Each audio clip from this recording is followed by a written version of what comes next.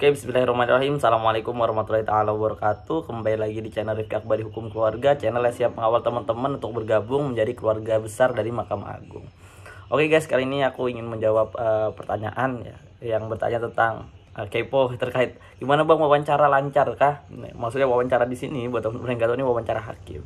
Mungkin pengalaman ini bisa jadi modal buat teman-teman nanti ketika mungkin ngeliat video ini besok akan wawancara tes hakim gitu ya. Oke, jadi wawancara terkait substansi hukum. Ada beberapa tips yang ingin ku kasih tahu. Jadi aku tuh kebetulan ujian di hari kedua, tapi posisi nomor urut pertama. Nah, apa yang aku lakukan? Jadi pertama kali yang aku lakukan itu aku tanya nih ke yang ujian di hari sebelumnya. Tanya jangan cuma ke satu orang, 5 orang lah aku tanya, 5 sampai 10 orang aku tanya kan. Gimana sih pengujinya? Kebetulan yang nguji itu hakim justisial. Kata temen-temen galak bang yang uji bang. Oh iya kak, aku bilangin. Terus apa aja yang diujiankan? Ada bilang tentang ekonomi syariah bang, tentang jinayat katanya. Terus juga tentang ya hukum keluarga, pengalaman kita apa saja sih yang dikerjakan ketika di satuan kerja. Oke, aku pelajarin lah itu semua. Hamin 1 aku pelajarin ya, kurang dari 24 jam lah aku pelajarin. Terus paginya aku berangkat ke tempat kerja, ke tempat ujian itu. Aku sekitar 1 jam dari Tenggarong ke Samarinda. Ujiannya di Pengadilan Tinggi Agama Samarinda. Aku datang, berangkat jam 6, nyampe sekitar jam 7 kurang. Lewat jam 7 kurang, 7 lebih lewat 15, sholat duha. Kebetulan aku sholat duha berbarengan dengan Ketua Pengadilan Tinggi Agama Samarinda. Alhamdulillah tuh, nggak ngobrol sih, alhamdulillah aja. Wih, rajin juga nih, aku ingin aku setara hakim tinggi agama gitu kan. Sama-sama sholat duha, habis itu keluar, ngobrol lah, aku nongkrong bareng orang-orang pegawai Pengadilan Tinggi Agama Samarinda, dibikinin teh. Nah ini penting nih, kenapa? Kalian harus sering ngobrol dulu, jangan langsung ke tempat ujian aja. Ngobrol sama orang-orang, tanya, Pak kemarin berapa orang pak yang ujian pak? Gitu kan. Boleh dijawab, wah ada 10 mas. Oh, gimana pak pendapat mereka, senang-senang kak? Oh pada katanya yang nguji serem bang, galak bang gitu. Oh ya kah, apa pak kira-kira pertanyaannya? Aku tanya aja kan kira-kira pertanyaannya apa. Gampang mas, kayaknya yang lain tuh hukum ekonomi syariah sama jinayat kayak mas. Oh gitu ya pak ya. Nah berarti mengkonfirmasi dari teman-teman yang lain kan. Udah, akhirnya sudahlah aku registrasi nomor urut pertama, masuk. Nah kalau bisa service excellent lah, pakai gerakan assalamualaikum bapak, iya, oh ya silakan mas, boleh izin Rifki duduk pak, oh ya silakan duduk lah. Aku duduk, aku baca sholawat yang banyak, sholawat. Pertama kali tanya apa tahapan persidangan, ditanya dulu sih pertama siapa namanya mas, Rifki Akbari. Oh ngeri juga ya, Akbar namanya, besar ya, sakral juga katanya. Oh iya pak gitu. Asli mana mas? Asli Balikpapan. Oh asli Balikpapan, deket dong dari sini di Samarinda. Alhamdulillah pak, nggak jauh-jauh. Oke, kemarin kuliahnya di mana mas? UIN Syarif Hidayatullah Jakarta. Oh dari UIN. Oke mas, apa kata bapaknya? Apa tahapan persidangan? Coba teman-teman jawab, ditulis kolom komentar ya. Apa tahapan pertama persidangan? Karena ditanya bapaknya, kamu pernah ikut sidang nggak? Belum pak. Apa tahapan persidangan? Akhirnya aku jelasin lah, jika penggugat dan tergugat hadir, maka tahapan pertama persidangan adalah menganjurkan kepada para pihak untuk melaksanakan mediasi, gitu kan. Salah bar, salah nih gue. Pembacaan gugatan mbak, salah bar, digebrak meja bar. Tapi santai aja ya, maksudnya udah biasa dimarahin pihak kalau di PTSP itu. Jadi ya nyantai aja. Baru oh ya pak, memeriksa identitas para pihak. Nah benar ini katanya. Oke, tanya identitas para pihak. Oke, coba setelah memeriksa identitas para pihak kan, upaya mediasi. Terus nah jadi gini, apa yang kita omongin itu yang jadi pertanyaan bapak selanjutnya, seperti itu. Jadi aku ditanya lagi, tanya gini, apa semua perkara kamu di pertama baru kan, oh ya, apa semua perkara di pengadilan agama itu harus mediasi?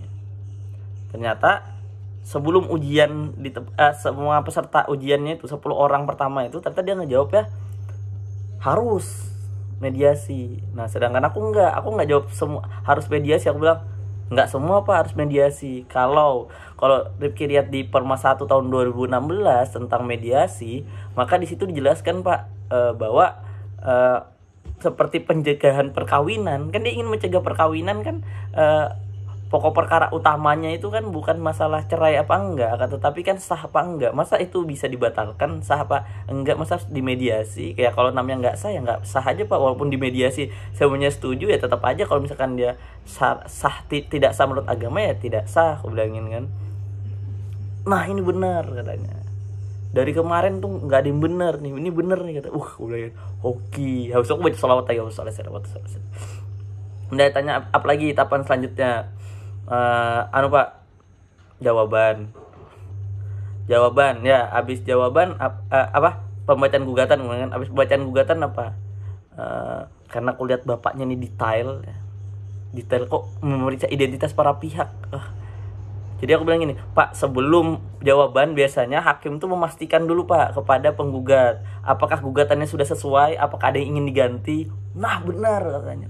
Bener aja gue ingin hoki bilangin. Iya, kalau kemarin tuh mereka bilang gini, habis pembacaan gugatan langsung jawaban. Salah. Aturan tuh hakim tuh memeriksa para pihak, meminta para pihak untuk memastikan para pihak agar sudah sesuaikah gugatannya ini dengan apa yang ia mau. Nah, seperti itu. Nah, jadi setelah ngobrol sebenarnya bapaknya enak juga ngejelasin.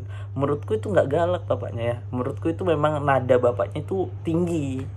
Karena nada bapaknya tinggi, jadi seakan-akan seperti marah-marah. Tapi ya tergantung, kalau enggak marah-marah kok. Oke, sudah jelaskan kan tahapan replik, duplik, pembuktian, kesimpulan, terus musyawarah majelis, terus pembacaan putusan. Oke, sip. Boleh tanya lagi terkait apa bedanya gugatan sama permohonan. Ya, kalau gugatan itu ada sengketa Pak, kalau permohonan tidak ada sengketa. Ya benar kata gini. Ini nih katanya, cuman sesimpel itu, nggak perlu kemana-mana. Ya itulah perbedaannya. Nah, jadi habis ngomong gitu dilanjutin sama bapaknya. Nah terkait gugatan dia bilang, apa kompetensi absolut dari pengadilan agama, dia bilang. Nah, baru aku jelasinnya di pasal 49 Pak, Undang-Undang Nomor 3 Tahun 2006, perubahan pertama dari Undang-Undang 7 Tahun 1989. Nah ini poinnya ya, aku tuh kayak selalu menyebutkan dasar hukumnya. Ya, caranya gimana Bang? Caranya kamu hafalin lah. Habis hafalin, apapun pertanyaannya kamu giring nih ke undang-undang ini. Walaupun salah ya. Aku yakin kenapa? Karena bapaknya kan kerja terus ya. Ya, pengalaman boleh lebih tinggi lah. Tapi kan kalau nggak baca juga nggak tahu detailnya di pasal berapa, undang-undang berapa. Ya Pak, di pasal 49 Pak. Misalnya perkawinan, wasiat, wakaf, hibah, zakat, infak, sedekah, ekonomi syariah. Ya. Jadi aku jelasin seperti itu kan. Oke, nah ada kata ekonomi syariah, baru tanya lagi, pernah nggak ada perkara ekonomi syariah di tempatmu? Pernah Pak. Terkait apa? Wan prestasi. Apa itu wan prestasi katanya?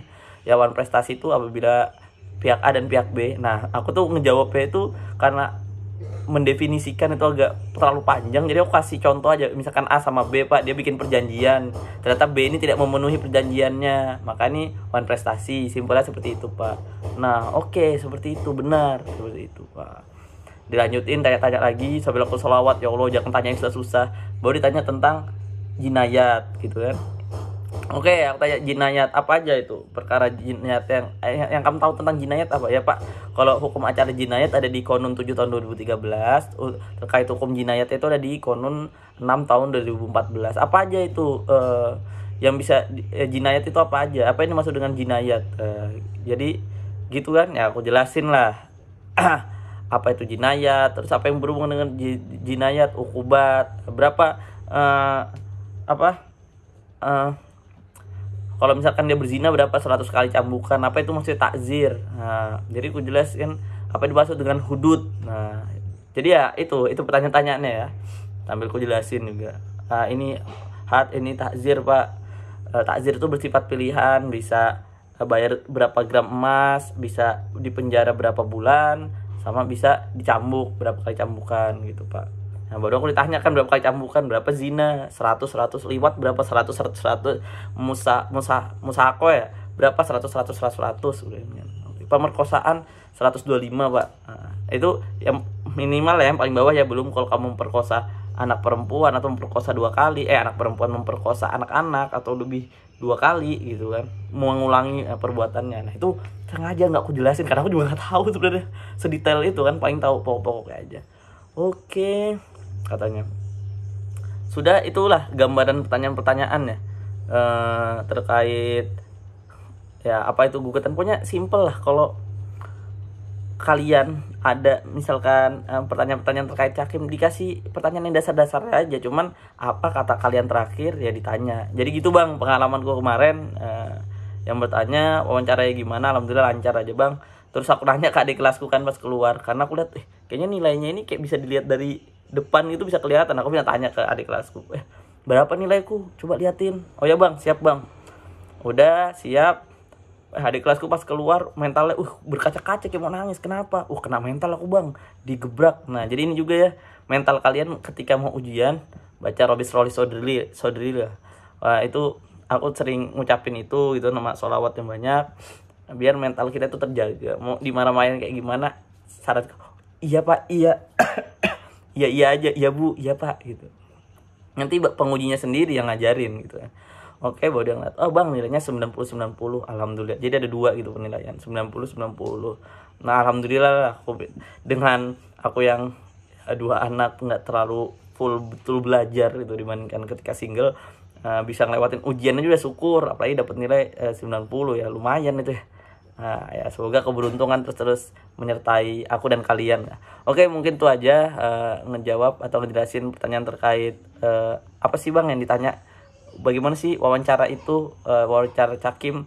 Nah seperti itu ya. Jika ada pertanyaan silahkan terus di kolom komentar, mungkin aku jawab sebisanya aja ya, nggak bisa intens banget. Oke, wassalamualaikum warahmatullahi taala wabarakatuh.